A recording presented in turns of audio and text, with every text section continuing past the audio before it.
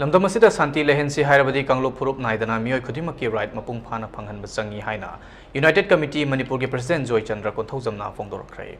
वाफम using असि लम्फेलदा लेबा UCM के ऑफिस दा professor Naorem Joy Kumar retire professor Manipur university Joy Chandra Konthoujam president UCM retire IAS A Tombikanta UCM की कंसल्टेटिव मेंबर युमनामसा दिलीप कुमार मदी खोमद्रम रतन अथोइब मिथुंगलेन ओइदुना पांगथोखिबा history of revenue administration in Manipur हाइबा लाइरिक अमा फोंबगी थोरम अमदा फोंदोखिबनी महाकना मखा तारदुना ngasi फोंगिबा लाइरिक असिना इंग सोक लिसिंग अनिगा चमापन निफु तरुक्तगी लिसिंग अनिगा तरा फावबदा मणिपुर दा मरब सादना खुन कया मा हेंगलकबा असि लैबाक मियामना पुन्ना खंगमिननबगी पांदमदा पुथोकपनी लाइरिक असिना मणिपुर असि मालेमगी चौखटलबा लैबाक कयादगी तादना मसागी लैंगाकलोन चपचाना लैजरकपा लैबाक अमनी ताकपगा लोइनना मणिपुरना ब्रिटिश लोइलम लैंगाक्तगी निंगतंबा फंगलब मतुंग खुन कया लैरंबगे अमदी भारत की फिबानुंगदा तिनख्रब मतुंगदा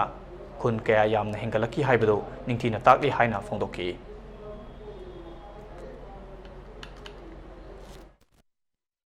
ngasi लाइरिक सिदा आइदो पजि ngasi लाइरिक सिदा मणिपुर की हौजिक लाइबा एडमिनिस्ट्रेटर मरोइने सेक्रेटरी सिंह कमिश्नर सिंह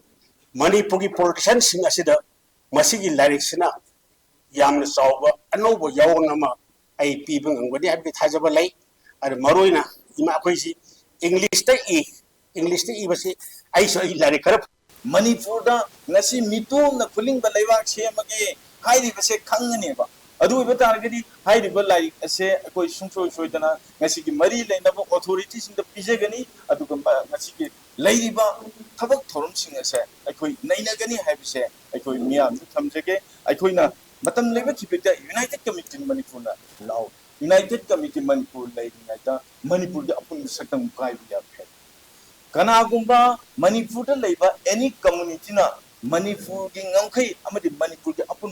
सकम द सिंगनर पसिंगो अखोइना पारा तंबिरगा लाई अदुगा मखा तानसु अखोइ पारा तंबिगनी अदुगी मथक्ता मणिपुर द अपुन बगी सकम थुगाइना नबा ngangkhai थुगाइना नबा तौरप तारगदी मधु मणिपुर लेबा कम्युनिटी खुदिमंग खंगदबसे यूनाइटेड कमिटी मणिपुर लेंगादा मधु मंग फाव मंग कनु अरियम द मतम मांग नबने हैना मियाम थमजे